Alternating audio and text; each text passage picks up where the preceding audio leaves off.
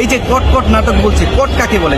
আমাদের কি এক রুমে কখনো আপত্তিকর হিসাবে ধরে নাই, ওইটাকে কট বলে। আমি রাস্তাঘাটে বেরোইলে যদি আমি বাইকে উঠি সেটাও কট বলে। রিয়ামন যদি আমার সাথে রিক্সায় উঠে সেটাও উনি কট বলে। উনি আসলে একজন মানসিক রুগী। মানসিক রুগী না হলে কেউ কখনো এইভাবে এরকম করতে পারে। ওইখানে ফ্যামিলি বাসায় গেছি, ওটা ওর ফ্যামিলি বাসা। সে ওই জায়গায় হিরো আলম আসছে, আমাকে ডাইকা নিয়েছিল, নিয়ে বলছিল যে আচ্ছা ঠিক আছে অনেক তো হয়েছে, চলো এবার মীমাংসা করি। মীমাংসার কথা বলে হিরো আলম আমাকে ডাইকা নিয়ে ওইখানে একটা কট নাটক করছে।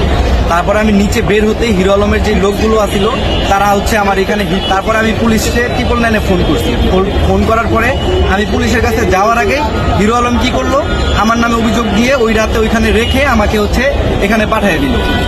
পাঠিয়ে দেওয়ার পরে এখানে আমার 3টা মামলা দিছে, দুনিয়ার মানে শ্রেষ্ঠ ফালতু মামলা যেগুলো, ঠিক আছে। মার্ডার কেসের মামলা, মারামারির মামলা দিছে, তারপরে আরো কি জানি মামলা দিছে উনি। তো ওইটার জন্যই এখানে আমি আসছি। তারপরে তো আমি জামিনে বের হই।